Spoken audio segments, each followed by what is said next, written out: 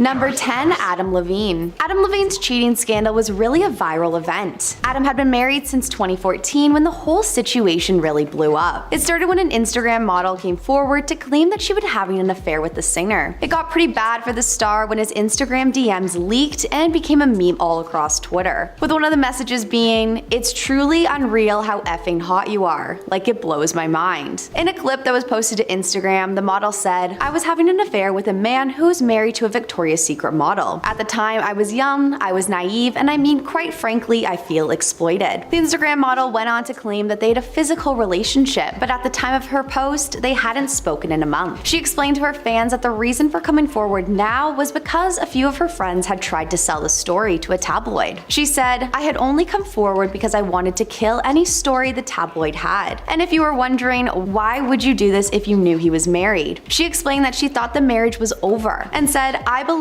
that they were keeping it quiet to avoid the negative press because I was new to LA." Going on to say, "I just assumed with celebrities of that caliber that that's how it was." As this whole drama really started to circulate social media, Adam decided to address the allegations. He said, "I used poor judgment in speaking with anyone other than my wife in any kind of flirtatious manner. I did not have an affair, nevertheless, I crossed the line during a regrettable period in my life." A few Instagram users came out to attack the Instagram model for responding to any of these messages in the first place, but others came out to support her and against Adam. One user wrote, "I don't understand why we continue to blame women for men's mistakes. The power dynamic is so skewed. It's ridiculous, and it's predatory." Going on to say, "If you're the one in a relationship, you're the one who's obligated to be loyal." Number 9. Sebastian Bear-McClard. Emily Ratajkowski and Sebastian were married in 2018 and divorced by 2022, after a few too many cheating allegations began to surface. A source claimed at the time Sebastian strayed on multiple occasions, alleging that most of this happened while Emily was pregnant. Reportedly, Sebastian had major regrets after this information came out, with a source revealing, "Seb is pleading with Emily to get back together." Though they weren't publicly speaking about the breakup, it was looking clear to fans that it was due to infidelity, and Emily liked a few tweets about Sebastian being unfaithful. Not only that, but Sebastian was also accused just recently of SA and abusing his power on set during a casting process and auditions for various films. Though it looked like a pretty messy breakup, all in all, looks like the couple were able to put their differences aside for their son. Number 8. Tristan Thompson. Tristan Thompson has received the label serial cheater, and it seems pretty well deserved. The NBA star was unfaithful to Khloe Kardashian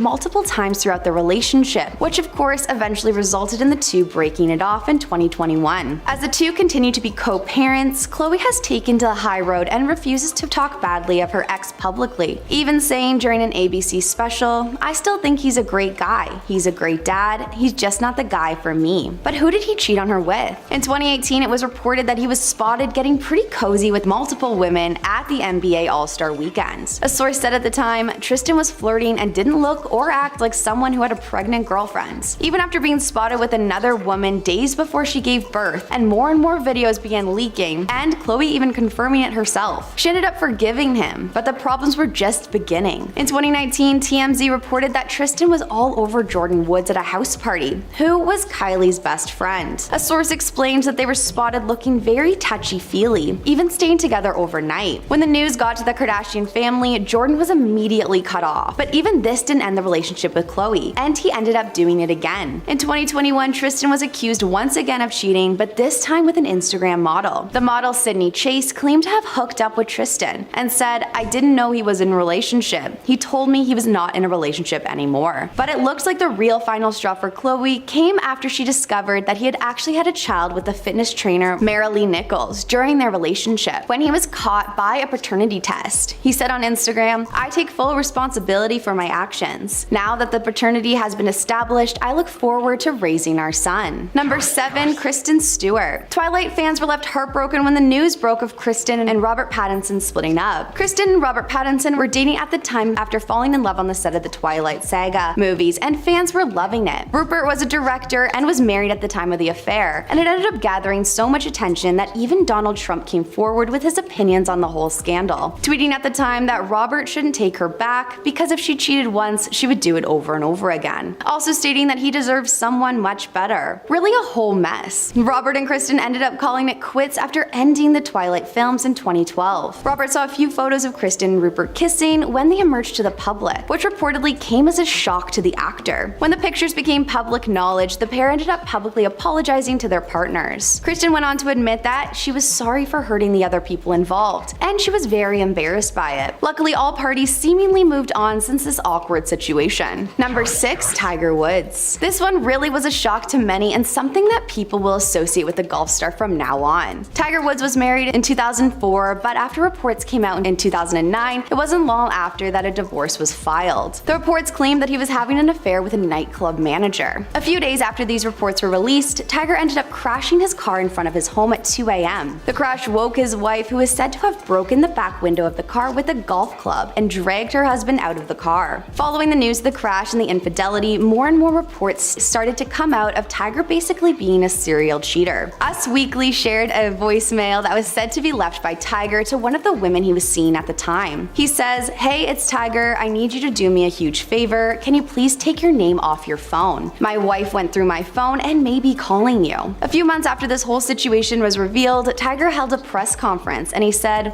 "I was unfaithful, I had affairs, and I cheated. What I did was unacceptable." After they got divorced, Tiger's ex-wife reportedly ended up walking away with $100 million.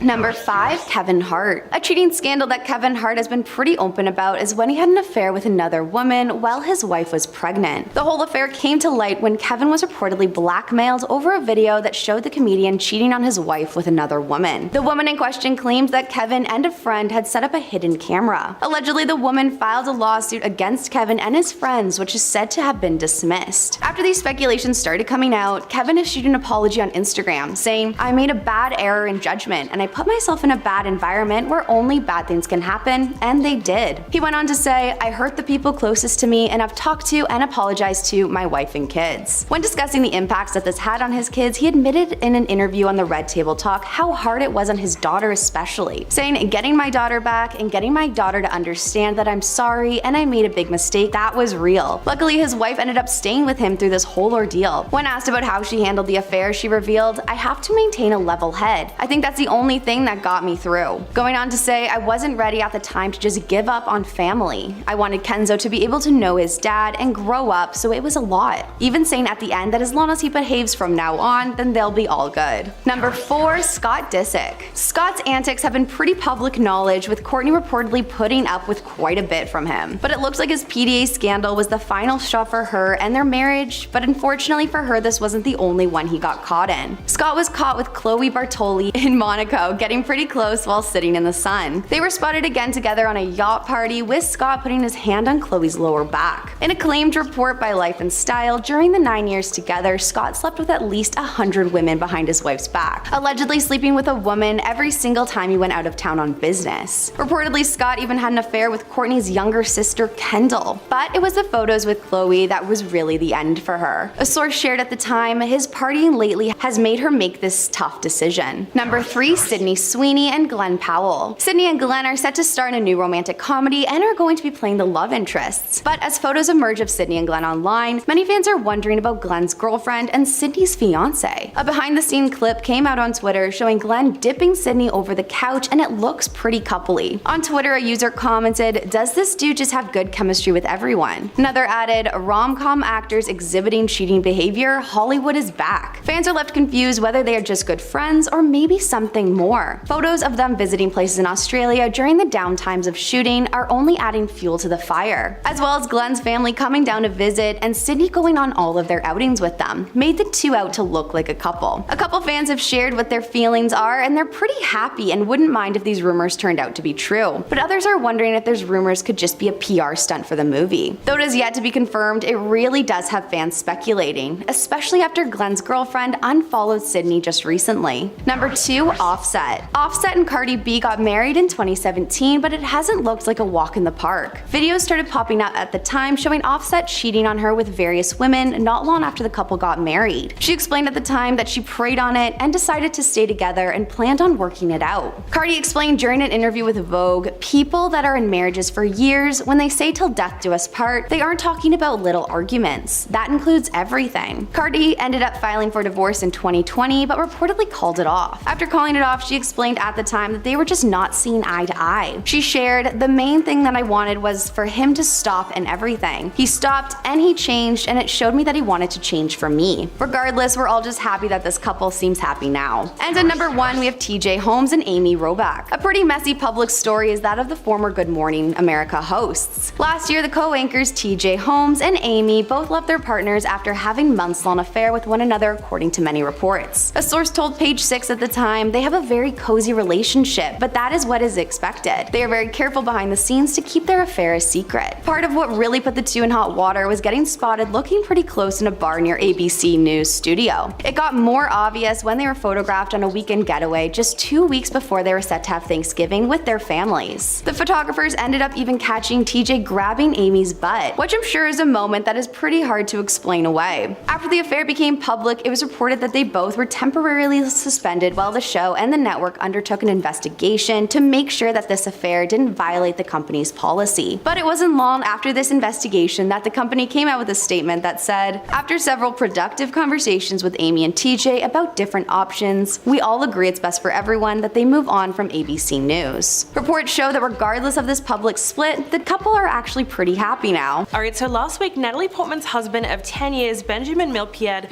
was accused of having an affair with a younger woman. On Friday, June 2nd, reports circulated that the couple were in the process of repairing their relationship, though we don't have an exact timeline to when this alleged cheating occurred. The 45-year-old ballet dancer allegedly had an affair with a younger French woman, said to be a 25-year-old climate activist, though neither Natalie nor her husband have addressed the reports. She was spotted wearing her engagement ring and wedding band while out in Paris. Now an inside source close to the actress has given us a bit more information. They spoke to Us Weekly and said, "Natalie believes Benjamin's affair was a brief and stupid liaison that means nothing to him. She's said to be hurt and humiliated about the allegations, but still trying to remain positive and committed to their marriage. According to the source, she's willing to see if she's capable of rebuilding her trust in her husband to ensure that their kids don't grow up in a broken home." Another insider said, "Right now they are talking about working on it together for the sake of their children." They also said Benjamin regrets his actions. So they're obviously trying to move past this whole thing and put any infidelity behind them. Another insider spoke to Page 6 and said,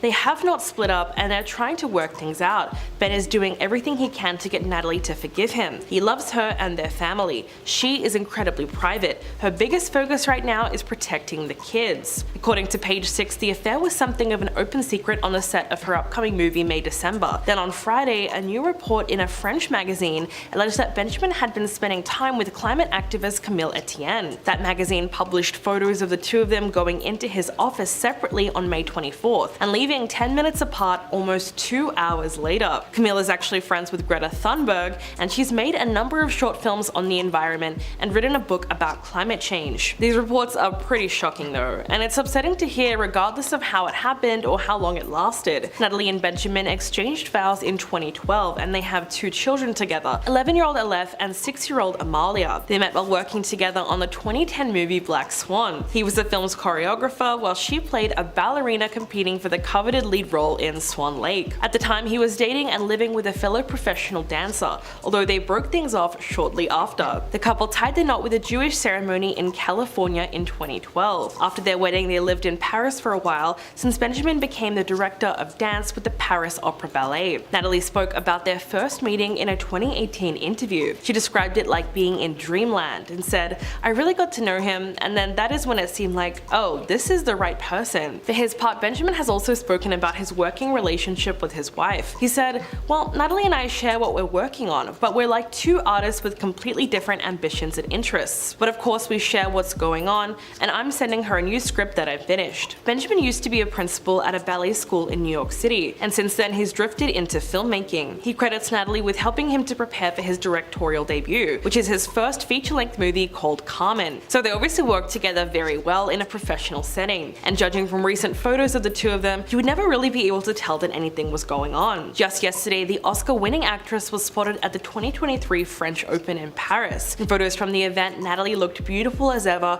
wearing a printed mini dress with billowing sleeves. But of course, most of the focus seemed to be on the round diamond ring that was still on her left hand. She was spotted smiling and clapping at several moments throughout the game while sitting next to an unnamed friend. Natalie has been visiting France for over a week now. She was at the Cannes Film Festival promoting her upcoming movie May-December, although her husband was noticeably absent. Her first public appearance following the affair was on June 3rd, when she was at the Ligue 1 match in Paris. In photos from the outing, she can be seen smiling and laughing, just taking some pictures of the game. So it's good to see that she's out and about, looking cheery and relaxed. At least that's a sign that she is doing well. Alright, now let's talk about Jenna Ortega because she seems to be under a lot of pressure lately. For Variety's Actors on Actors series, Jenna and Elle Fanning spoke in depth about their experiences navigating Hollywood at a young age, particularly when it comes to Instagram. Jenna broke down in tears while talking about the intensity of social media, because even though she's been acting since she was a child, it wasn't until Wednesday came out in November of 2022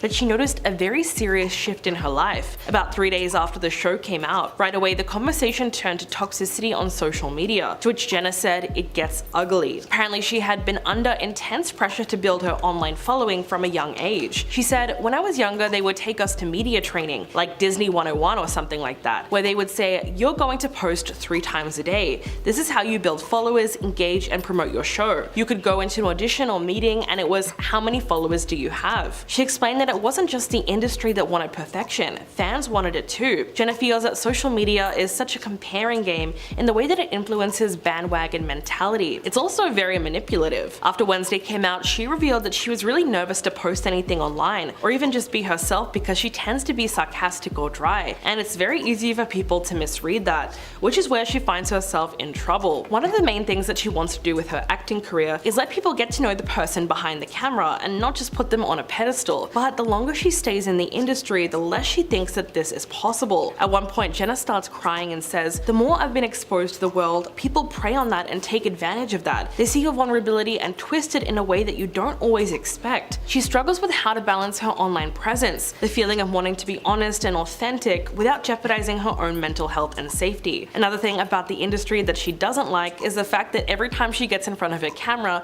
people always want her to be something else. They tell her to either have more energy or smile more, which she says is a gross feeling. Instead, she would rather people see her cry than be something that she's not. The thing is, it's not entirely shocking to hear Jenna speak up about these kinds of experiences, given just how much backlash she got for admitting that she changed parts of the Wednesday script. A few months ago, she went on Dax Shepard's podcast and complained about some of the writing on the show, talking about which story arc she didn't agree with or which lines that she didn't like. She claimed that she changed parts of the script without consulting anyone, or because she felt like some stuff just didn't make sense. When this episode came out though, it upset a lot of people, namely Hollywood writers, who felt like she was taking a dig at their profession, especially in a time when they're already struggling to make a living from it. Jenna's name then got dragged into the discourse surrounding the writers' strike, and she got mocked for her comments all over again. BoJack Horseman writer Nick Adams tweeted, "Jenna Ortega better be back from New York for her afternoon shift on the picket line." In response, Yellow Jackets writer Karen Joseph Attic said, "Rewriting is writing. See you at the line, Jenna." There was also a photo that went viral of House Party writer Brandon Cohen, who was holding up a sign that said, "Without writers, Jenna Ortega will have nothing to punch up." From their perspective, she was insinuating that writers didn't know what they were doing and she could easily do a better job. But if you take a look at the full interview, a lot of her criticism of the script was constructive. She said, "I don't think I've ever had to put my foot down more on a set in a way that I had to on Wednesday. Everything that she does, everything that I had to play, does not make sense for her character at all." She also had a massive issue with the love triangle, which she says made absolutely no sense. This led her to butt heads with other people working on the show, like the director Tim Burton. In the end, Jenna felt that people didn't completely trust her to do what she felt was right for her character. She said, "The script supervisor thought I was going with something, and then I had to sit down with the writers and they would be like, wait, what happened to the scene? And I'd have to go and explain why I couldn't do certain things." It was really this part of the interview that people had an issue with. Shortly after the episode aired, Jenna had to delete her Twitter account because of all the backlash. Speaking of celebrities pushed to the extreme, let's talk about Tom Holland. His new crime thriller, The Crowded Room, really took a toll on him, so much so that he's going to be taking the next year off from acting to aid his mental recovery. In a recent video interview with Extra, he talked about the strenuous production of the series and just how much it affected him even when the filming was over. He said, "It was a tough time for sure. We were exploring certain emotions that I've definitely never experienced before, and then on top of that, being a producer, dealing with the day-to-day problems that come with any film set just added to that extra level of pressure. Juggling 2 roles on one production while playing a character in a severe mental state pushed him way past his breaking point. He said, "The show did break me. There came a time when I needed a break and disappeared and went to Mexico for a week and had time on a beach and laid low. I'm now taking a year off, and that is a result of how difficult this show was." In the series, Tom plays an antisocial young man named Danny who gets arrested after an incident involving firearms. The show is based on the real crimes of Billy Milligan, who was diagnosed with dissociative identity disorder. Tom admitted that it took a while for him to fully shake off this character, even after the series wrapped filming. In the end, working on the show forced him to re-examine his own mental health. He said, "Learning about mental health and the power of it, and speaking to psychiatrists about Danny and Billy's struggles has been something that has been so informative to my own life." Tom said he's become better at recognizing his triggers and stresses, especially with certain things like social media. Even though the project had a positive impact on him, the heavy subject matter was difficult to deal with. Quote, "I'm no stranger to the physical aspects of the job doing the whole action movie thing, but the mental aspect, it really beat me up and took a long time for me to recover afterwards, to sort of get back to reality." The actor recalled one moment when he felt the need to distance himself from his character after 9 months of filming. He felt like he was seeing parts of himself in his character, which were also in his own personal life. He said, "I remember having a bit of a meltdown at home and thinking, I'm going to shave my head. I need to shave my head because I need to get rid of this character. And obviously we were mid-shooting, so I decided not to. It was unlike anything I'd ever experienced before." So you might be wondering, is this break from acting really happening? Well, it actually seems like it. Apparently his work slate is pretty clear for the next couple of years. The only projects Tom has lined up are a Fred Astaire biopic and Spider-Man 4, which probably won't start filming for quite some time. According to Marvel, the writers are just starting to put pen to paper on the sequel, and Tom confirmed just last week that development was paused in solidarity with the ongoing writers' strike. So he's definitely going to be able to take as much time off as he likes, which is going to be even better once he does actually return. Alright, so over the weekend, fans noticed that Selena Gomez unfollowed a handful of celebrities on Instagram, even ones you wouldn't expect, like Bella and Gigi Hadid, Zayn Malik and Zendaya. So of course people were wondering if something happened. Did she have a falling out with some of her friends, or was it something else? It would be way too easy to jump to conclusions and say that she's feuding with all of these celebrities at once. Thankfully that doesn't seem to be the case. A source close to Selena has now spoken out against the rumors that any kind of drama has unfolded. They said there are absolutely no hard feelings with anyone that she unfollowed. Of course, it is interesting on a basic level that Selena unfollowed these 3 celebrities specifically. As we know, Zayn and Gigi used to be in a relationship together, and they share a child as well. And just a few months ago, Selena and Zayn were seen kissing while on a date together, but it didn't really seem like Gigi had an issue with it. We know that it was just a fling because they aren't actually dating at the moment. Earlier in the month, Selena confirmed her relationship status in a hilarious TikTok that showed her shouting at athletes during a soccer game. She yells, "I'm single, I'm just a little high maintenance, but I'll love you so much." Then in the comment section she wrote, "The struggle, man." So yeah, she's definitely single. Over the years, Selena has been very open about her complicated relationship with social media. She says it's healthier for her to limit her time online because she would be constantly crying and have very high levels of anxiety. She talked about reading negative comments and said, "I couldn't do it anymore. It was a waste of my time. The only thing I have on my phone is TikTok because I find it to be less hostile. There are wonderful things about social media, connecting with fans, seeing how happy and excited they are and their stories, but usually that's filtered through for me now." Selena explained that she created a system where everything she does, she sends to her assistant, who then posts these photos. As far as her comments, her team puts together a few things that are encouraging and supportive, and that's what she uses. All of this helps her to limit her time on social media and keeps her away from any negativity, which makes a lot of sense considering how crazy the last couple of months must have been. There's no doubt that out of the 2 of them, Hailey Bieber was getting a lot more hate in the comments section, but Selena wasn't exactly free from that either. There were quite a number of fans who at one point sort of switched sides and decided that Selena was the one who was playing victim, and to think that all of this started because of a perceived instance of bullying online. Coming out of that, it makes sense that both women have become wary of social media and the way their words can easily be twisted to reflect a certain narrative. After all, there's nothing pop culture loves more than a celebrity rivalry,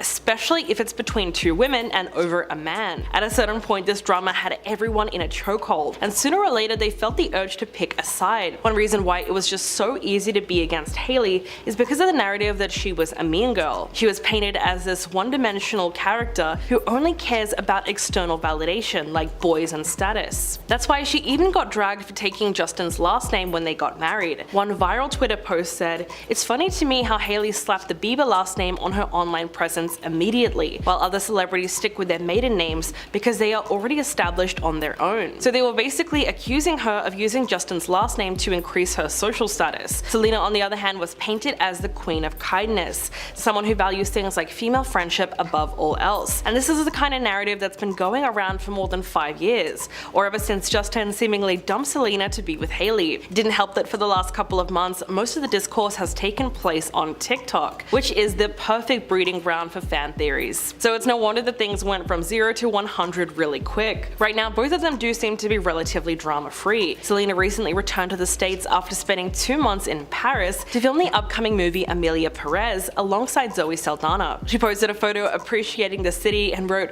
"Thank you Paris for being a home for me for 2 months. I loved every moment. Working on this film has completely changed my life. I can't wait to share more soon." So judging by some of these latest photos, it's pretty clear that she's moved on from all the chaos earlier this year and is just trying to live her best life offline. Now let's talk about why hashtag Team Orca is trending. Since 2020, orcas off the coast of Spain and Portugal have been ramming boats, biting rudders, and in some cases sinking entire vessels. Dozens of interactions between orcas and boats have been reported, and most of them have taken place off the Iberian coast. The orcas' motivations are not clear, but the behavior seems to be spreading among local pods. One recent interaction was reported as far north as the Shetland Islands, off the coast of Scotland. A shocking video was posted of the incident showing orcas interrupting a boat race in the Atlantic Ocean last week. The video shows them repeatedly rubbing against the ship's rudders. At least 2 boats have been sunk as a result of the attack, and incidents like this have left boats unable to steer their course and in some cases having to be rescued at sea. Desperate sailors have been trying all sorts of techniques to keep orcas away from the boats, like throwing sand over the side of the ship, navigating backward, and apparently they've even been hitting the orcas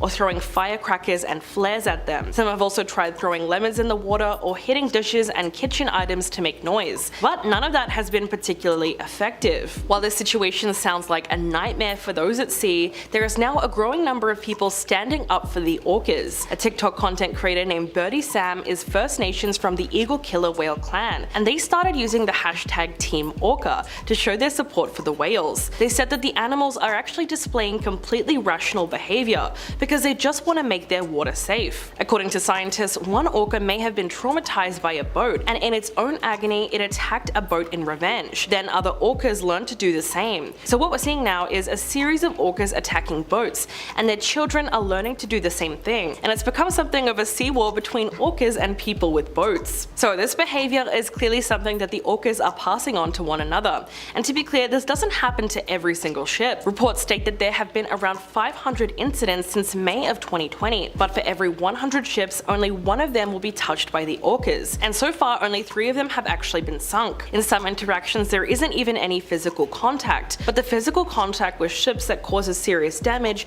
occurs in nearly 20% of interactions. While some people would be shocked to learn about this sudden aggression, it might have actually been a long time coming. For the years of torment against the orcas, it makes sense that some of them are fighting back against the boats, and those in captivity have it even worse. Tragically, a number of whales have died during their time in captivity at parks like SeaWorld. Shamu the orca was essentially the mascot of the parks for years, but since documentaries like Blackfish came out in 2013, the iconic whale has made headlines less and less. The documentary essentially aimed to showcase the sad reality of whales in captivity and truly expose the truth behind their lives inside these tanks. So much of the controversy comes from the fact that the orcas were forcibly bred, and they had several illnesses and many even miscarried. Although the park supposedly supports the killer whale research and conservation program, they continue to be controversial. As of now, SeaWorld hasn't officially got rid of its orcas. The only thing they did get rid of is their breeding program in 2016, which is still an excellent step towards the future of animal rights and protection. This means that the current ones at the park will be the last ones that ever lived there. Of course, they still have shows that demonstrate their orca whales, but these days they aren't so much for entertainment as they are for educational presentations. And now, why is Offset accusing Cardi B of cheating on him? In a since deleted Instagram story, the Migos rapper claimed that his wife and the mother of his 2 children was being unfaithful. Offset specifically accused her of sleeping with one of his friends. In response, Cardi took to Twitter yesterday to address the situation. She broke out in a song and said, "First of all, let me say, you can't accuse me of all the things you know that you are guilty of, and I see that it's easy for you to blame everything on me.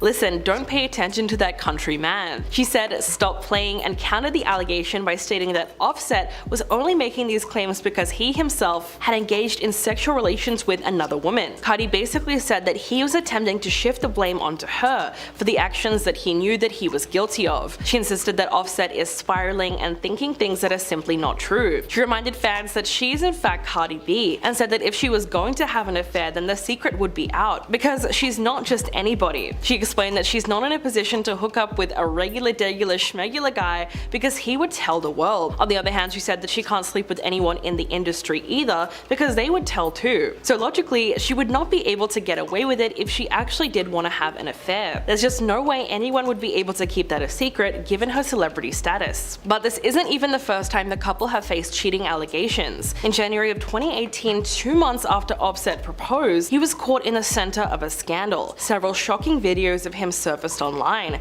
showing him in bed with multiple women. Of course, he refused to address the allegations in a Rolling Stone interview. Instead, he just said that this was his real life and said it's not a game. But Cardi, on the other hand, opened up a whole lot more about this incident. She took to Twitter and acknowledged the affair and said, "No, it's not right, but what do you want me to do?" She felt that if she were to break up with him and get into another relationship, then she would just get cheated on all over again. At the time, she said, "This happens to everyone and people handle their relationships differently." That same year, she did another interview with Cosmopolitan where she talked about the possibility of leaving him. She said, "I know I look good, I know I'm rich, I know I'm talented, I know I could get any man I want, any basketball player, football player, but I want to work out my stuff with my man, and I don't have to explain why." She also criticized the media scrutiny surrounding her personal life and said that she's going to take her time to make her own decisions about the situation. So at that point, everyone had been jumping down her throat trying to get her to break up with him. The couple tied the knot in Atlanta on September 20th of 2017. 5 days before their 3rd anniversary in September of 2020, Cardi filed for divorce after new allegations of infidelity. She later called it off and the two of them got back together. She spoke to Vogue in January that year and said, "Everyone has issues. I believe in forgiveness. I prayed on it. Me and my husband, we prayed on it. We had priests come to us and we just came to an understanding like it's really us against the world." She went on to say that Offset has her back for everything and she has his back for everything. So if he were to cheat, he would be betraying the person that has his back the most. She said, "For me, monogamy is the only way." After reconciling the first time, they welcomed their first child together, a daughter named Culture, who is now 4.5. They also share a 21-month-old son, Wave. So it's possible that whatever's happening right now is just another bump in the road. But we really have no idea how these latest allegations are going to play out. Alright, so Jennifer Lawrence just confirmed to Andy Cohen that she never hooked up with Liam Hemsworth when he was with Miley Cyrus. Andy asked her about it during a game of Plead the Fifth on Watch What Happens Live. He brought up Miley's song Flowers and explained that there was a lot of talk that the music video was referencing a secret fling that she had with Liam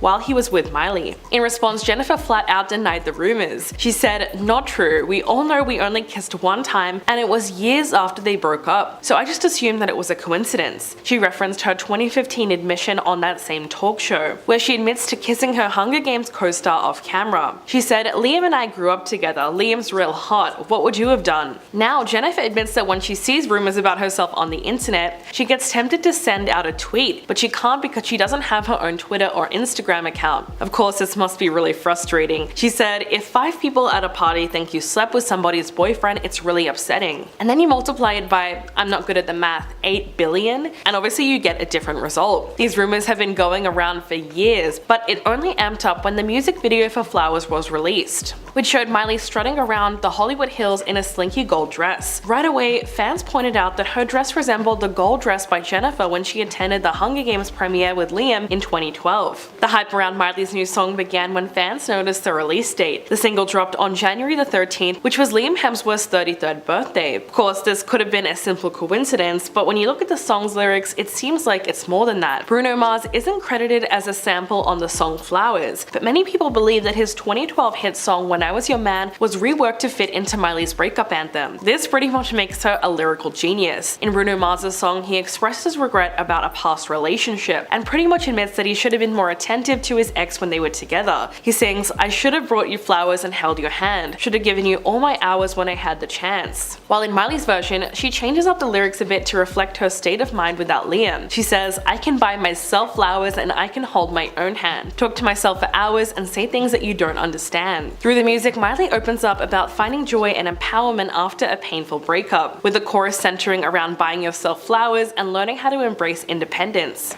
She and Liam dated on and off for about a decade, and they had a whirlwind marriage before their relationship came to an end. And they were actually together for quite a long time. They met at a very young age and first crossed paths on the set of the last song back in 2009. They fell in love during production, and at the time, Miley was quoted saying, "He really respects me for who I am because, coming from Australia, he really didn't know me as a celebrity I am here. I got to tell him about myself on my own terms and my own way. He had no preconceived notion of who I was supposed to be." But fast forward 12 years later, and she was publicly dragging Liam at one of her concerts. During her performance at Lollapalooza, Brazil, she saw a fan propose to another fan in the crowd, and then she invited them both on stage for their special moment. She wished them luck on their next chapter and said, "Honey, I hope your marriage is better than mine. Mine was an effing disaster." So it's safe to say that she feels a lot better being out of that relationship than she does when she was in it. And now, did you know that HBO's The Idol is going to be wrapping up early? Anyone who's been tuning into the show every Sunday will be wondering, how can they possibly wrap up the series in just one more episode? Because that's exactly what's happening, and it's confused a lot of people. In 2021, during the early stages of production, it was announced that season 1 will be 6 episodes. Now we're being told that it's only 5, and the reactions have said it all. The main complaint from people is that the story just hasn't actually gone anywhere yet. In order to wrap up the season, we need the plot to have moved along. And even in episode 4, we still haven't got that. On Twitter, fans wrote things like, "We need 3 more episodes to wrap everything up, not 1. And seriously, it hasn't gone anywhere. Where are they going to go in 1 episode? There are so many stories going on every which way. Some people have been speculating that the show's run was cut down due to low ratings and online backlash. So what really happened? Well, it turns out that HBO never actually took down an episode. In fact, the first season was designed to be only 5 episodes long after the creative changeover. A source close to production spoke to Decider and said the season was changed from 6 episodes to 5 episodes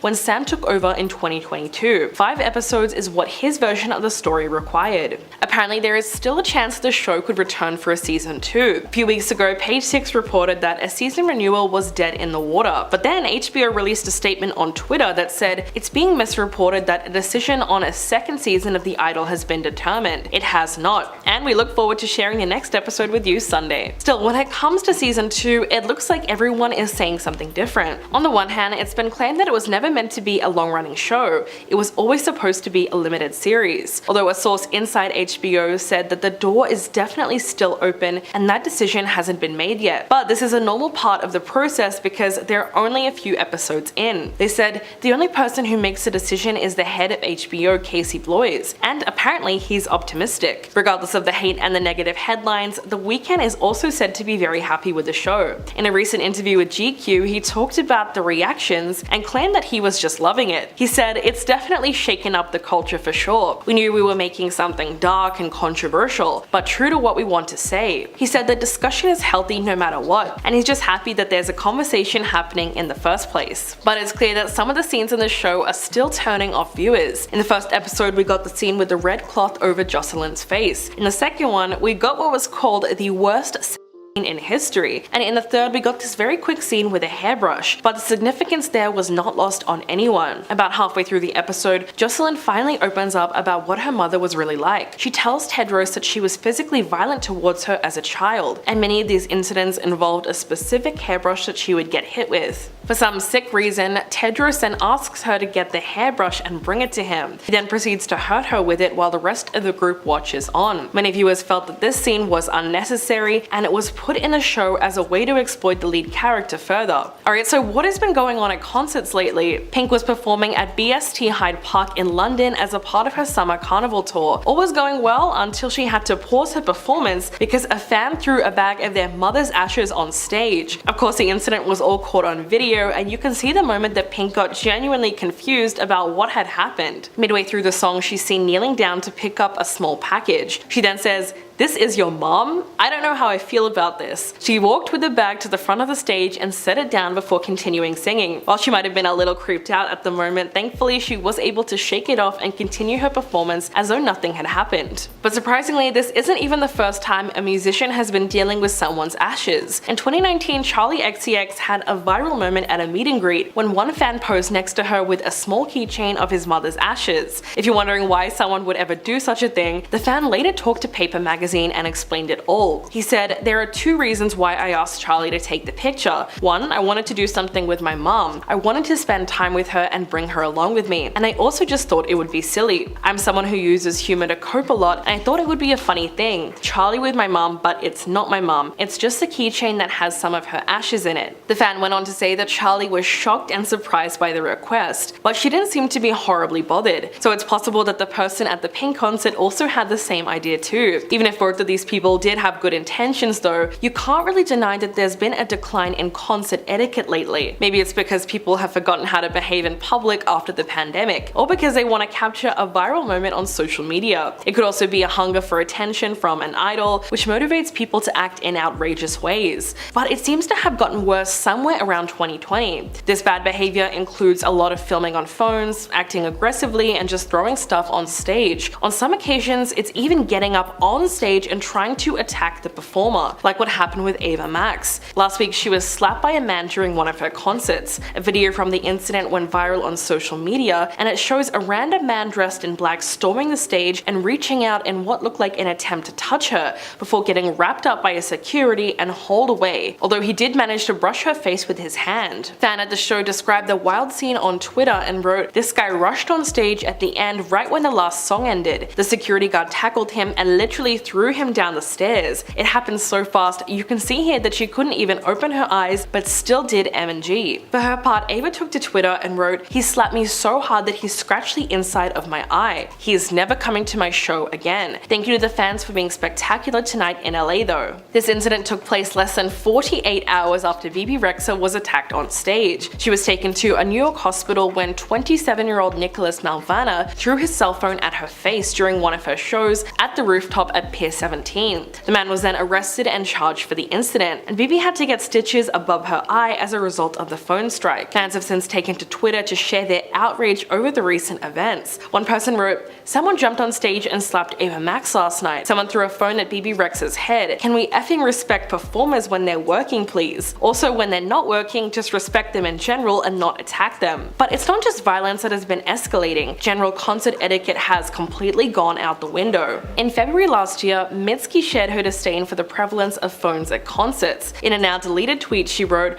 "I'm not against taking photos at shows, though please no flash, but sometimes when I see people filming entire songs or whole sets, it makes me feel as though we're not here together." Unfortunately, some of Mitski's more opinionated fans did not want to hear that. They called her out on her statement and claimed that mental health issues and disabilities might be the reason why people are filming. So clearly not everyone sees something wrong with it. But it does suck for the people who are genuinely there to connect with the artist. With so many phones around you, it tends to ruin the experience if you're the only one without one. Right now, did you hear that Jada Pinkett Smith's Red Table Talk has just been cancelled? Yeah, that's right. Yesterday it was announced that Meta would be cancelling the online talk show featuring Jada, her daughter Willow, and her mother Adrienne. Red Table Talk was one of the last Facebook Watch originals. According to Deadline, the series producer Westbrook is shopping the series elsewhere. They're said to be looking for a new distributor now that the Facebook Watch deal is done. So why did it get shut down? Well, to put it simply, right now Meta is going through a ton of layoffs within the company. They're trying to drastically cut costs, which is why they're getting rid of the Facebook Watch originals. In fact, Meta is cutting 10,000 jobs across the company, and they laid off 11,000 staffers at the end of last year. Mina Lefebvre, the head of development and programming at Facebook Watch, also exited the company in the most recent round of layoffs, and there's only going to be more shakeups at Meta in the next couple of weeks. Despite the backlash, Red Table Talk was actually doing pretty well. The series had 11 million followers on Facebook, and it had an active discussion group with 600,000 members. Since its premiere in 2018, it became Facebook Watch's most successful program. It even landed a Daytime Emmy nomination. And we know that the show was unique for a few reasons. Because it was hosted by 3 generations of women, the conversations felt honest and real. Jada, Willow, and Adrienne were not just colleagues or friends, they were actually family. The show was filmed inside their home, which instantly made the discussion feel more intimate. Since there was no live audience, background music, or bright lights, its simplicity made it feel more authentic. That really set the mood for fascinating discussions about powerful topics. Some of these would be considered way too controversial or sensitive for other talk shows, so the women often talked about taboo subjects. Everything like privilege and mental health would be up for discussion. They also had no problem talking about the hardships of marriage and other very personal issues that they had within their family. Among the most memorable episodes of Red Table Talk was Jada's chat with her husband Will Smith in July of 2020. This is when she confessed to her romantic entanglement with singer August Alsina and revealed the reality of her marriage. Quote, "We decided we were going to separate for a period of time, and you go figure out how to make yourself happy, and I'll figure out how to make myself happy." Jada explained that August made her feel special because of what was lacking in her relationship with Will, and that clip quickly went viral. It brought a whole lot of attention to the show. It's also worth noting that Red Table Talk received a ton of backlash because people felt that it facilitated a safe space for stars to publicly address scandals in a way that sort of absolved them of any criticism. After all, Jada, Willow, and Adrienne would not really challenge their guests about things that they were saying. They didn't really ask those hard-hitting questions that people wanted to hear. One example of this was when Jordyn Woods came on to talk about the cheating scandal between her and Tristan Thompson. There was also an episode where Olivia Jade came on to talk about her involvement in the infamous US college admissions scandal. But she used the Red Table Talk as an opportunity to defend herself, knowing that the ladies wouldn't really be too harsh on her. So the fact that they were all very supportive and understanding sometimes backfired on them, but they did show a lot of genuine empathy and a desire to learn more. So you can't really fault them for that. Yes, they did cover a ton of celebrity scandals, and most people can agree that made for some great TV. It also brought in a huge amount of publicity, as some episodes got over 30 million views. In a profile for the card, Jada said that Red Table Talk was a way for her to revitalize her career after she turned 40, which is the age that a lot of actresses start to struggle finding their place in Hollywood. In her memoir, she explained that she went through something of a crisis at the age of 40, and she was forced to make excruciating choices to redefine her life in every way. These days, at 51 years old, her career is still evolving. She's currently producing a new miniseries for Netflix called Queen Cleopatra. This is going to be her second entry in the series about various African queens. The trailer dropped recently, and it's already shaping up to be one of the most talked about shows of the year. So regardless of what happens to Red Table Talk, Jada's career is still thriving. Now let's talk about Meghan Trainor. She's been going viral a lot recently, and not always for the best reasons. She's back again in the latest episode of the Working On It podcast that she co-hosts with her older brother Ryan. During the episode, she went into a lot of detail about her sex life with her husband. Like, a lot. Essentially, she wishes that her husband Daryl Sabara could shrink his you-know-what because she said it's just too big. But despite how it might sound, it's not all that good for her. In fact, she says that she deals with a lot of anxiety about sex, which can sometimes be so painful that she physically can't walk afterwards. Apparently, she's tried every angle, and each one is worse than the next. She also said that she's been experiencing stingy and burning feelings, which is when she decided to seek medical attention. Meghan then revealed that she's been diagnosed with vaginismus, which is an involuntary tensing of the muscles down there, and that makes the whole experience extremely painful. The crazy thing is that before she was diagnosed, she just assumed that everyone felt like that, and after giving birth to her first child, Riley, this feeling only got worse. When she was finished with her pregnancy, Meghan said that she was worried about sex for 1 whole year, although through it all, she insisted that her husband was a saint and extremely patient with her. But the good thing is that she's still very positive about the future of her sex life, and she's determined to figure it all out. Whether or not you like her podcast, you can't deny that she's been super open about her personal life. She's clearly not afraid to talk about all the very private stuff like her pregnancy experience. Her first time giving childbirth was apparently pretty scary. When Riley was born, he struggled with breathing issues and spent several days in the neonatal intensive care unit. It was so traumatizing for Meghan that she was diagnosed with PTSD after the birth. She said, "Usually when you're being sewn up for 45 minutes, you're like, look at my gorgeous baby.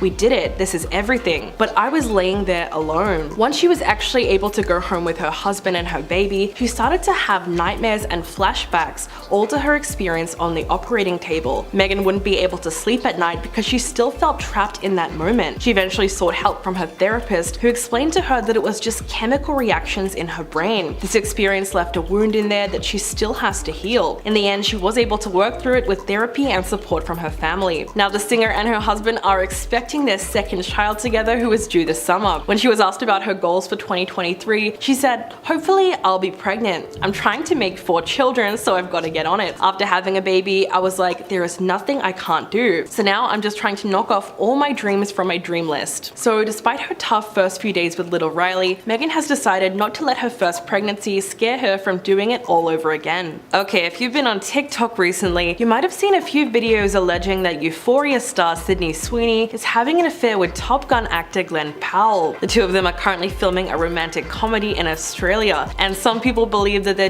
doing a little more than filming. Photos and videos of them together started to make their way across the internet, and from there, things started to spiral out of control. Glen's girlfriend then unfollowed Sydney on Instagram, so that's when we started to suspect that there might be a little truth to these rumors. And now we just found out that she actually broke up with him. Gigi Paris posted a video of herself on Instagram. She was looking happy while walking alone in the street. In the caption, she wrote, "Know your worth and on to the next." So to a lot of people, that was confirmation that Glen did in fact do her dirty. Right away, her comment section was flooded with women sending her messages of support and encouragement. It's actually very sweet just how many people flocked to her side. They wrote things like, "Good for you, you deserve better," and "Your world just got bigger." Of course, a lot of comments were dragging Sydney and Glen as well. One person wrote, "We all saw the public disrespect, let alone what happened in private that we don't know. Onward and upward after taking out the trash." But whatever it may look like, we still don't know the whole truth. That's because an inside source that is close to the model has since denied the cheating allegations. They spoke to People magazine and said Gigi and Glen had broken up several times. They had been on the rocks since Top Gun came out. Gigi was never happy with the long distance filming, and when she came to Australia, they both decided to break up for good. In March, she traveled to the film set in Sydney, but she returned to the US less than 2 weeks later. At the time, it was speculated that they had some kind of a fight, and she decided to fly back early. A second source then spoke to the magazine and said that there is absolutely no truth to the rumors. Quote,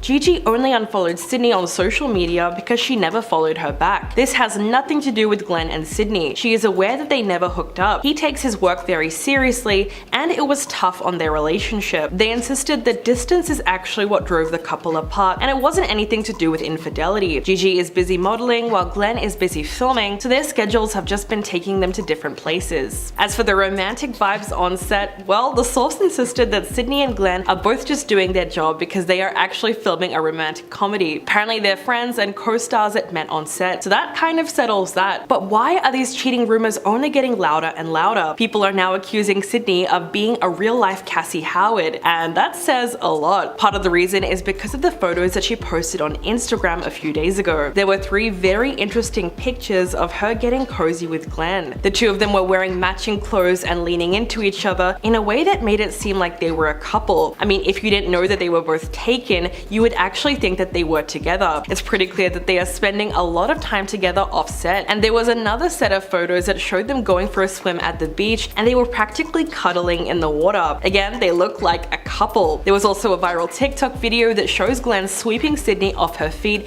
and dipping her backwards. In the clip, you can see that they're on the couch and he's supporting her back and dipping her down low as if they were dancing. The whole thing looks extremely romantic, and it only added to everyone's suspicion. Then there was a red carpet interview where their body language was kind of flirtatious. In the clip, you can literally see the sexual tension between them. It's in everything from the long pauses to the eye contact. And as the interview goes on, they both get closer and closer to each other until they're almost pressed together. In fact, just from that video, people have decided that there is something going on between them. Yeah, there's obviously chemistry there, which is gonna translate really well on screen for a romantic comedy, but fans believe there is something more happening behind the scenes. The good news is that all this drama is going to be great for their new movie. There's no better marketing for a rom-com than a real-life cheating scandal. I mean, there were just so many in the 90s and early 2000s, especially when the genre was at its peak. On Monday, the co-stars attended CinemaCon to unveil the first footage from their movie, and the flirting continued on stage. While they were presenting, Glen made a joke and said, "We love seeing ourselves on the big screen." In response, Sydney said, "Oh please, Top Gun," to which he responded by saying, "I love when she calls me that." The two of them had a lot of banter on stage. Glen said, "As you could probably guess, this movie is about two people that hate each other. Sydney plays a character who is a real nightmare." And then Sydney calls his character a real a-hole. So they were definitely doing a great job selling the movie. Okay, now why are some people saying that Joe Alwyn has cheated on Taylor Swift? As we know, they recently ended their 6-year relationship early last week. It was then reported that the reason for their breakup ultimately came down to differences in their personalities. infidelities, and the fact that Joe apparently couldn't handle Taylor's level of fame. But since then, Swifties have speculated that there is another reason for their breakup: infidelity. This comes after a blind item sent into a celebrity gossip blog claimed that the British actor had cheated on Taylor. The post reads, "The A-list singer did some striking back of her own by throwing the foreign-born actor under the bus about his lack of career. Will she go really deep and talk about the cheating, or save it for new music?" What's even crazier is that fans now believe that they've found the other woman. They pointed to a 24-year-old Scottish actress named Emma Laird for a couple of reasons. One of them was simply because she posted a photo of him on her Instagram account. Emma currently happens to be filming a movie called The Brutalist with Joe Alwyn in Budapest. She then posted a photo dump from the set which included a picture of him riding a scooter with a smile on his face. In the caption she wrote "Moments in March" and used a red heart emoji. Now there were a lot of other cast members in those photos like Adrian Brody and Alessandro Nivola, but of course Swifties only focused on that one picture of Joe as evidence that they were having some kind of affair. But that's not all. Allegedly Emma was also seen liking posts about their breakup. Although we don't know the exact posts that she was liking, it was apparently the ones that were sticking up for Joe and shading Taylor. Almost immediately the fandom started flooding her comment section with accusations of cheating. Eventually it got so bad that she had to turn off her comments on the post. People then commented on earlier posts in her feed and wrote things like, "We know you've been liking posts about Taylor and Joe's breakup, and there's no way she didn't know what she was doing." There were also some comments referencing Taylor's 2010 song Better Than Revenge, which seemed to fit the situation perfectly. But thankfully not everyone thought it was a good idea to just attack Emma, because there really isn't enough evidence to blame her for their breakup. In fact, as far as anyone knows, her connection to Joe seems to be purely professional. They're probably just co-stars and that's about it. Some people have since come to her defense and apologized on behalf of the fandom. One person wrote, "They are in a movie together. She's posting the cast. Can we not start rumors for no reason?" Another person called the fandom toxic and said, "Girl, on behalf of us Swifties, I am so sorry. Taylor wouldn't claim them for behaving like this. Can't wait to see you keep shining." The fact is that the kind of misogynistic thinking that was projected onto Emma was exactly the kind of thing that Taylor has spoken out against. Before she flipped the narrative and released the album Reputation, Taylor had been dealing with similar accusations for the entirety of her career, and that's part of the reason why she kept her relationship with Joe so very private. Besides, at this point we know enough about her breakup to understand why it happened. Apparently they just weren't the right fit for each other, and a lot of that comes down to the fact that Joe just didn't like the limelight. He was said to have struggled with Taylor's level of fame and the attention that she got from the public, which is completely understandable, seeing that her music is extremely successful and she's only gotten more famous in the years since they've been together. But not only that, they've also just grown apart over the years. Eventually the differences in their personalities became harder to ignore. So in the end, it looks like their relationship had just run its course. In the days since the breakup, it seems like everyone has been wondering how Taylor's doing. During her performance in Tampa, Florida, there was an incredibly subtle moment that she seemed to reassure fans that she is in fact okay. The whole thing was caught on camera by a concert goer and then posted to TikTok. In the video, Taylor is performing her song Delicate, and when she turns to face one section of the crowd, someone holds up a sign that reads, "You okay?" This is directly in her eyeline, and just seconds after it's held up, Taylor gives a thumbs up in the direction of the sign. It was definitely a blink and you'll miss it kind of moment, but now that it's been posted to TikTok, pretty much everyone has seen it. Of course, this was a pretty big deal, considering the fact that unlike a lot of other artists, Taylor doesn't usually acknowledge signs that are held up during her shows. So she obviously wanted to take that window of opportunity and let fans know that she is in fact doing alright. Okay, so now we need to get into some of the most tragic news of the week. Moonbin, a member of the K-pop group Astro, was found dead at his home in Seoul yesterday evening. He was 25 years old. He was found by his manager at around 8 p.m. in his apartment in the upscale Gangnam neighborhood of Seoul. His untimely passing was confirmed by his group's label in a statement that they posted to social media. Fantasio's official Twitter page wrote, "On April 19th, Astro member Moonbin suddenly left us and became a star in the sky." They said that they were deeply mourning him in such great sadness and shock. They also asked everyone to refrain from making speculative and malicious reports so that his family can pay their respects in privacy. This announcement has prompted thousands of comments from grieving fans, many of them expressing disbelief at how such a tragedy could have occurred. One fan tweeted, "I can't even process this information. This is the worst news. My heart goes out to his family and friends and everyone that loved him so much. Absolutely heartbreaking." Another person wrote, "I didn't know him, but but this absolutely breaks my heart. He was only 25. He had his entire life ahead of him. Praying for his soul, all my condolences for his family, friends, and fans. I cannot imagine the pain you all have to go through. Please be kind to each other. Several pictures online have showed fans laying flowers and notes at street memorials in South Korea and across other places in the world, like the US, Indonesia, and the Philippines. Some fans have also strung up purple and silver balloons, which are colors that were featured prominently at Moonbin's last performance in Thailand. The Seoul Gangnam Police Station has since released their own statement about the incident. They said, "It appears that Moonbin took his own life, but they are waiting for autopsy to determine the exact cause of death." Now, this news has once again opened up discussions surrounding toxic practices in the K-pop industry, the ones that have devastating consequences on idols' lives. Most people know that they're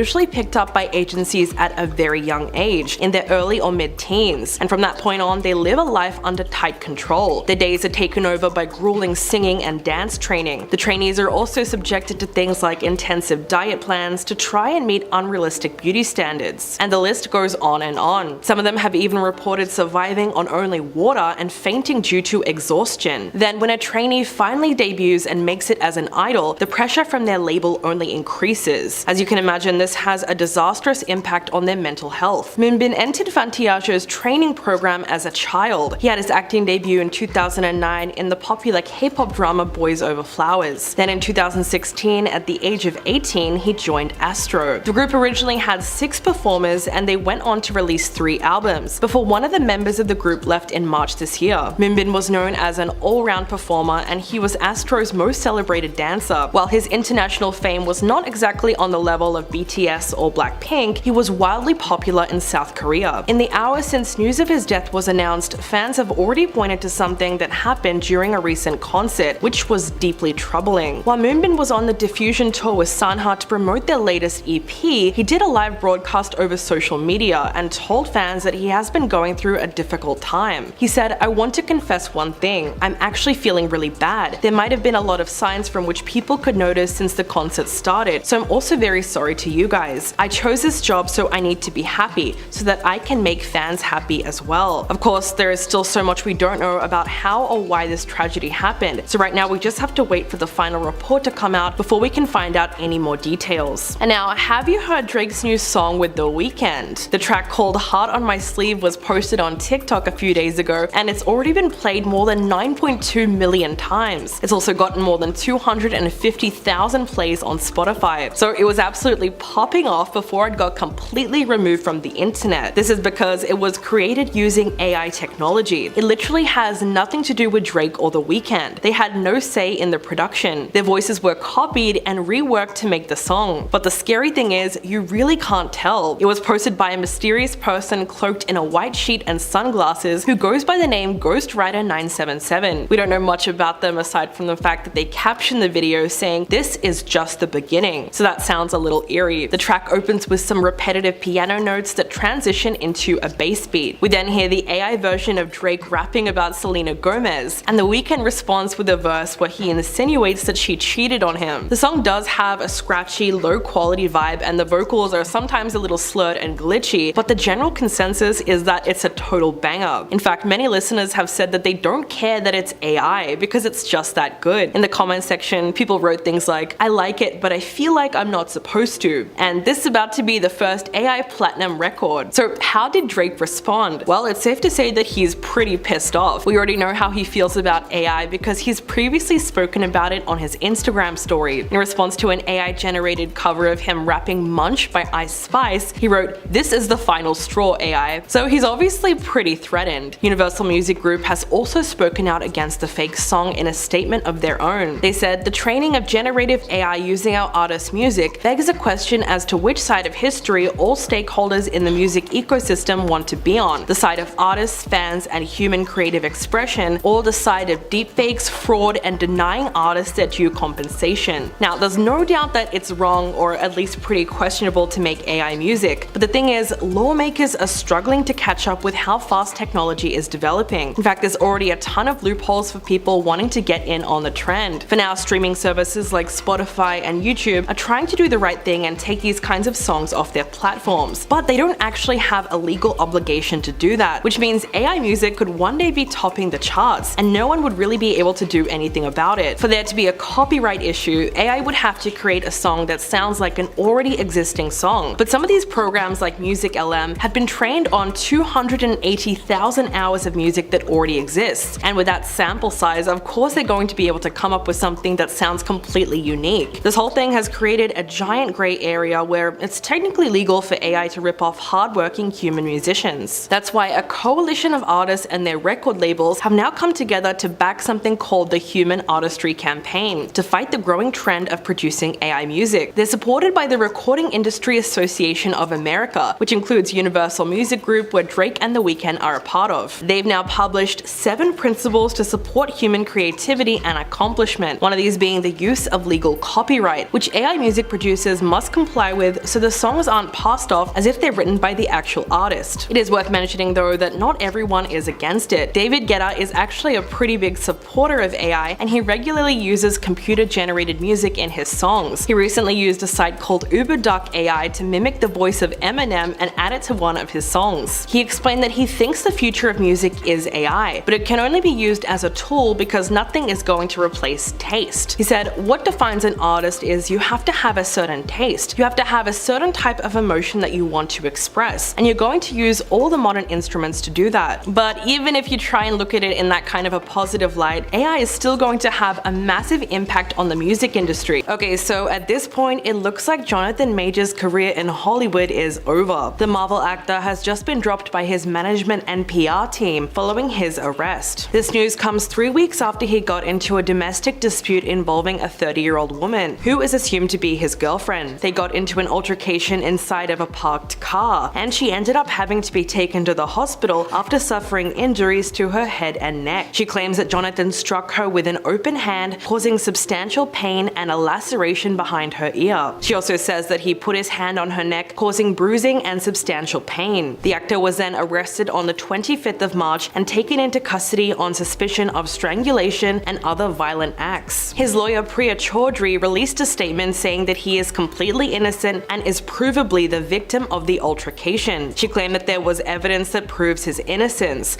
like video footage from the vehicle, witness testimony from the driver and others who saw what happened, and most importantly, 2 text messages from the woman recanting the allegations. But it was these text messages that might have actually been the nail in the coffin, because instead of proving his innocence, they only made Jonathan look even worse. In the messages, the woman was basically saying that she brought it all on herself, and that it's her fault for making him mad in the first place. She wrote, "They said they had to arrest you as protocol when they saw the injuries on me and knew that we had a fight. I'm so angry that they did, and I'm so sorry you're in this position. We'll make sure nothing happens about this. I told them it was my fault for trying to grab your phone." Now obviously we haven't seen the video footage yet, so we don't really know what happened, but the fact that she is so overly apologetic in these messages and blames herself for what happened makes it sound like she is a textbook victim of domestic violence. So the fact that Jonathan's lawyer thought this would somehow exonerate him is absolutely insane. It doesn't prove that he's guilty, of course, but it's probably going to impact this case in a major way. When news of his arrest went public, it seemed like everyone was scrambling to cut ties with him, and it started a kind of domino effect. In fact, he might have just won the world record for the fastest rise and fall of an acting career.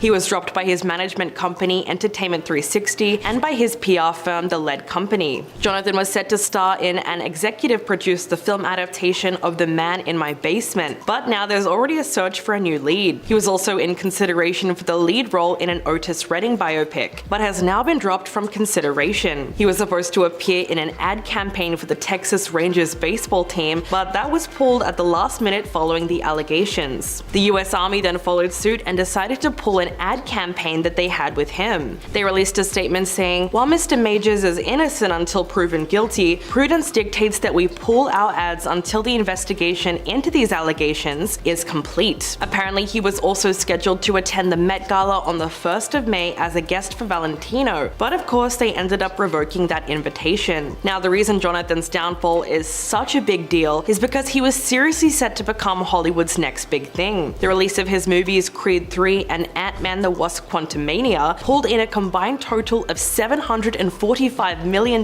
at the box office. Jonathan was cast as the latest Marvel supervillain, Kang the Conqueror. Fans were super excited about this because he was supposed to be the flag bearer torchbearer for the next wave of the MCU. His character was literally set to be the next Thanos, which says everything that you need to know. If you know where Marvel is at right now, you know that they're not doing too well. Even die-hard fans are getting sick to death of the movies that they're putting out there. So the studio desperately needed to come up with another supervillain to try and secure the future of the franchise. All of this responsibility was resting on Jonathan's shoulders. So whether or not he gets to keep his role likely will determine his entire remaining career. Marvel has not yet made an official statement. In fact, according to Deadline, there have been zero conversations about dropping him. So at least for the time being, he still has a sliver of hope that he will be able to keep his role. This might not be a good thing though, considering the fact that studios are all too happy to protect their actors if it's just too expensive to get rid of them. Which is kind of like how Warner Brothers and DC continue to stand by Ezra Miller no matter what. The actor literally went on a crime spree and they will still let him keep his role as the Flash. So realistically, most studios have no problem putting profit over ethics. The only real difference is that Ezra has apologized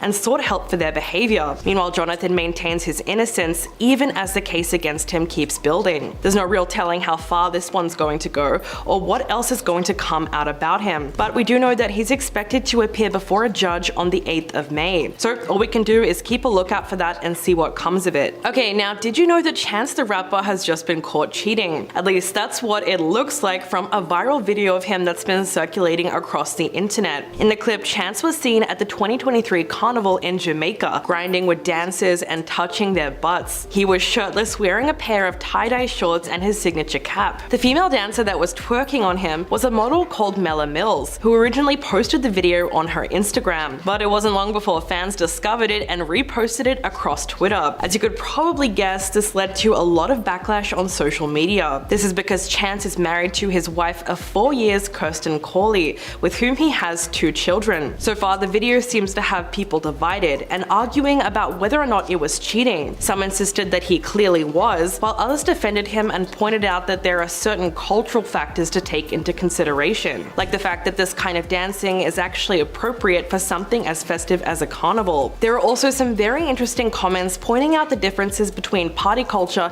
in the US versus the Caribbean. One person tweeted, "It's carnival in the Caribbean, this is the culture, get that wine and move on, good vibes. Americans want to sit around and buy overpriced bottles and be on their phone for fake phone." Another user wrote, "Americans refusing to understand cultures outside of America will never not be funny to me, because how the F are they saying Chance the Rapper is cheating on his wife at a carnival?" From this perspective, you could see that an event like this is a place where you're supposed to have fun and let loose. Not only that, but many people have pointed out that this style of dancing, which a lot of people would call grinding, is not necessarily sexual. It's literally just another style of dance that happens to be popular in another part of the world. It might have a different meaning in the US, but those rules should not necessarily be applied to other cultures outside of the country. But at the same time, there were also a lot of people who said that it was straight up cheating, regardless of the context. The argument is that if you're in a monogamous relationship, your body is completely off limits. So whether you're married or just dating, there's no reason for you to be touching anyone that isn't your partner, because it's just disrespectful to them. Fans accuse Chance of dancing like he is single when he is very clearly not. One person tweeted, "Dude made a whole album about getting married and then did this." So that's the other thing, he's pretty much known as a certified wife guy, which is a term for men who publicly glorify their wives and brand themselves through their marriages. It's literally his whole brand. What's really interesting is that a lot of these self-proclaimed super devoted husbands eventually fall short in some way or another. They usually put themselves on a pedestal and then something ends up coming out about them which completely ruins their image, which is crazy because they usually spend so much time and effort trying to brand themselves as a wife guy. This is exactly what happened when Chance got married to Kirsten in 2019. He made it his mission to let the world know how happy they were together. In fact, it was their domestic bliss that inspired his album The Big Day. The whole thing was basically a love letter to Kirsten, which seems like it should have had a very warm reception, but the complete opposite happened. His good intentions backfired and the album got savaged by critics. The Fader called the lyrics criminally corny,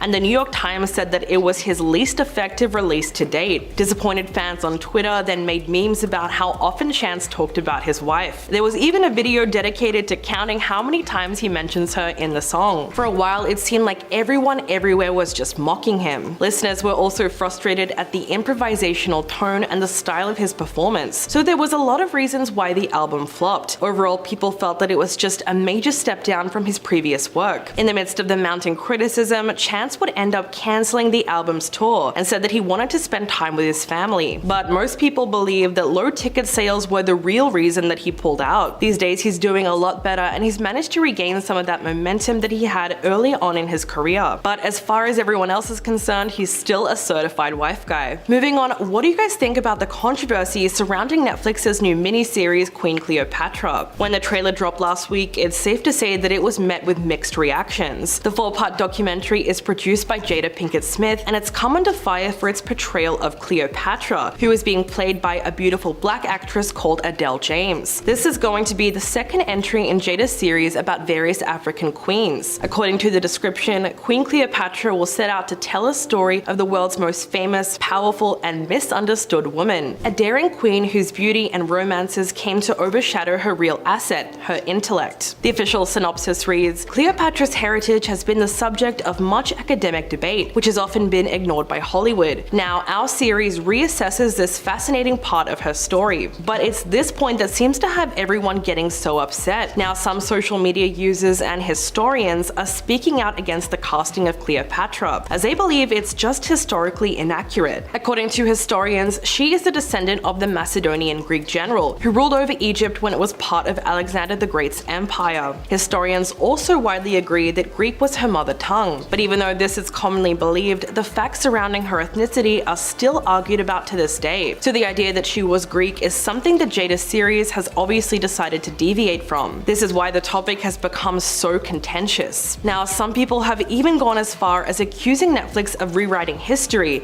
instead of choosing to center the stories of historical black women in positions of power. Many have called on a streaming platform to cancel the show and even created an official petition collecting signatures to try and get it shut down. It was started on change.org, but the site has since removed the campaign on the grounds that it violated the public petitions platform community guidelines. But what's even crazier than that is that an Egyptian lawyer has now decided to sue Netflix just because of Cleopatra's depiction. According to Egypt Independent, he is demanding that all legal measures be taken against those responsible for the documentary. He also called the series a crime, which Netflix has participated in, and accused them of falsifying facts. The complaint also called for an investigation into the matter and for Netflix to be blocked in Egypt. The case they're trying to make is that the documentary is attempting to distort or obliterate the Egyptian identity. The legal document stated that in order to preserve the Egyptian national and cultural identity, there must be pride in the makings of such work. But even though Cleopatra's heritage is highly debated, there is also another side to the argument. When Jada made a statement promoting the series, she said, "We don't often get to see or hear stories about black queens, and that was really important to me as well for my daughter, and just for my community to be able to know those stories because there are tons of them." In past depictions, the Egyptian queen has often been portrayed as overly sexual, excessive, and corrupt. But this new documentary is going to show us another side of her, which hasn't been explored as much. Jada's series is apparently going to show her as a strategist, an intellect, and a commanding force of nature who fought to protect her kingdom. So there's no saying how the actual show is going to turn out, but it might just be something that needs to be given a chance before it gets written off as historically inaccurate. Number 10, Jada Pinkett Smith. Although the Smiths themselves wouldn't call it cheating, the rest of the world was shocked when August Alsina spoke about a relationship that he had with Jada Pinkett Smith during an interview in June of 2020. He said, "I totally gave myself to that relationship for years of my life, and I truly, really deeply love and have a ton of love for her." He also revealed that Will Smith knew about it the whole time and had even given them his blessing. Although Jada initially denied the claims, she eventually confessed to being in an entanglement with August, and she and her husband were separated. She said, "We decided we were going to separate for a period of time, and you go figure out how to make yourself happy, and I'll figure out how to make myself happy." They both went on the red table talk together in a heartbreaking episode, and Jada told Will how she came to be romantically involved with August. She confirmed that yes, she had a relationship with him, but denied that her husband ever gave them his blessing, insisting that they were separated at the time. In the end, a heartbreaking photo of Will glaring became a viral meme, and everyone started googling the word entanglement. Number 9, Kris Jenner. In classic Kardashian style, Kris admitted in her book that she cheated on her first husband, Robert Kardashian. For a lot of people, this was a difficult pill to swallow, considering that they essentially had the perfect life. Robert was a wealthy entrepreneur and lawyer. He and Kris had 4 children together, and they lived in a beautiful home in Beverly Hills. But somewhere along the line, Kris admitted that she felt like something was missing. So when she was introduced to professional soccer player Todd Waterman,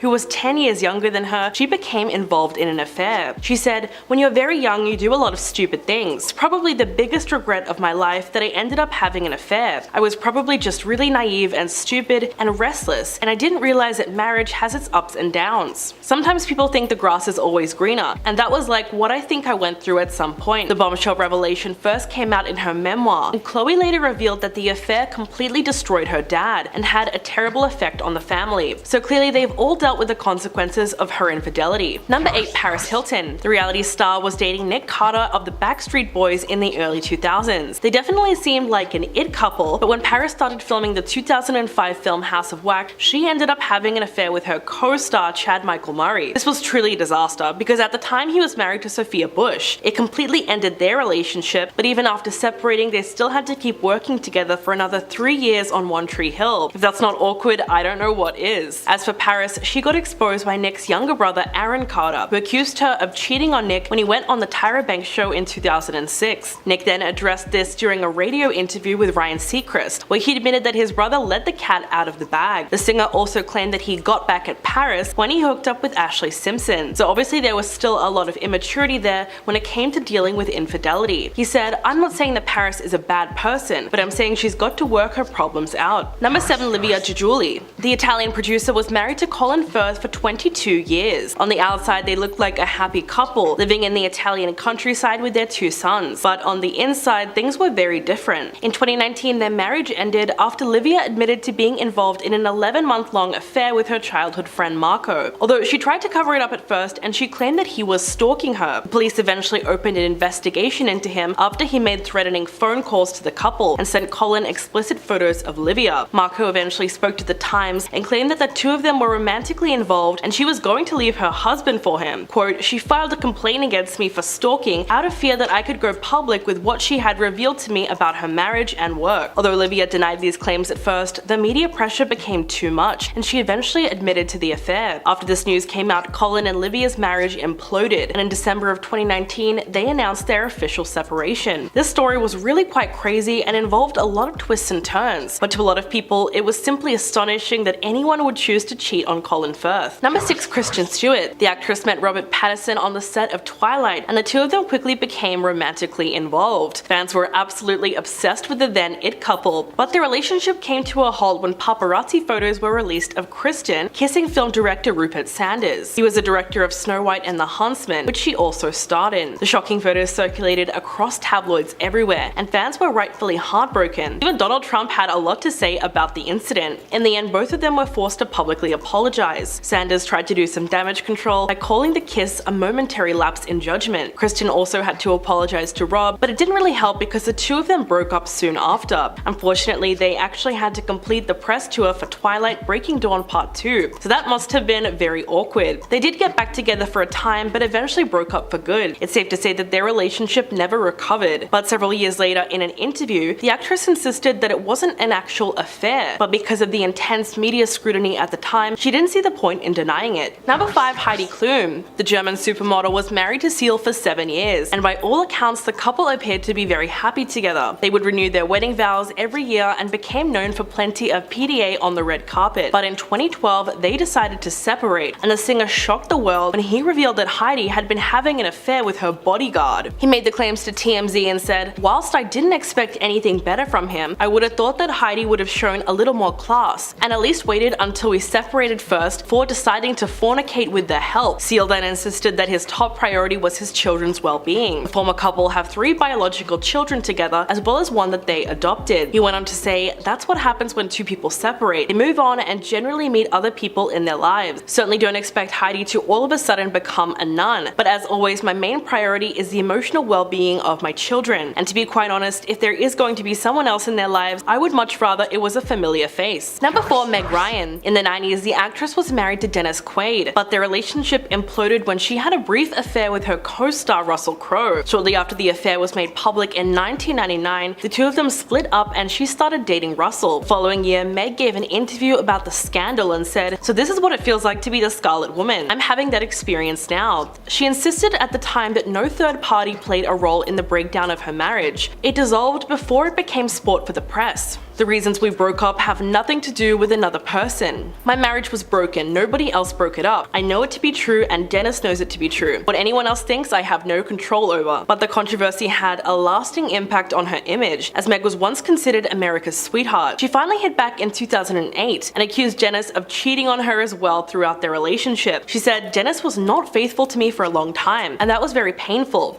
I found out more about that once I was divorced." He responded by basically telling her to move on and stop rehashing the details of their relationship. Number 3. Madonna. In 2008, the singer and former New York Yankee Alex Rodriguez dominated the gossip headlines thanks to their much speculated affair. The difficulty was that both Madonna and Alex were married at the time of their alleged romance. In July of that year, A-Rod's wife Cynthia Scurtis decided to leave him for good, but she also confided in a friend that she found letters where her husband described Madonna as his soulmate. According to the New York Daily News, she said, "I feel like Madonna is using mind control over him. I don't recognize the man he's become. He was a sweet, beautiful, loving husband and father. Today he's very cold and calculating." The following month, A-Rod was spotted in the crowd supporting Madonna at one of her concerts, which only fueled more rumors that the two of them were dating, despite the fact that she was 17 years older than him. Although the singer adamantly denied the rumors, her marriage to Guy Ritchie ended in October that same year. The British tabloids had a field day when it came to pointing fingers about what went wrong in their marriage. Apart from the affair, it was said that their marriage ended after Madonna became injured from a horse riding accident on her 47th birthday, and the lengthy recovery put a strain on their relationship. Number 2. Morena Baccarin. After the actress first rose to fame from her role in Firefly, she married a film producer and director named Austin Chick in 2011. During their marriage, they had a son together before he eventually filed for divorce in 2015. Austin then very publicly accused her of cheating on him. Turns out that Morena had gotten pregnant by her Gotham co-star Ben McKenzie while she was still married to him. The scandal brought about intense backlash against their relationship, even though Austin and Morena were in the process of divorcing at the time. She eventually gave birth to her daughter Frances in March of 2016, just 2 weeks after her divorce from her ex was finalized. Aside from all the controversy, Morena certainly got a happy ending and went on to marry Ben in June the following year. She even told People magazine that working with him on Gotham was wonderful and said, "Ben's the sweetest. Very nice to work with your significant other, especially when you're pregnant, because you know you'll get some extra TLC and get taken care of." So despite the persistent rumors of infidelity and the awkward timeline, it does seem like the two co-stars are very happy together. Number 1. Katharine McPhee. The American Idol alum made headlines in October of 2013 when she was caught having an affair with her Smash director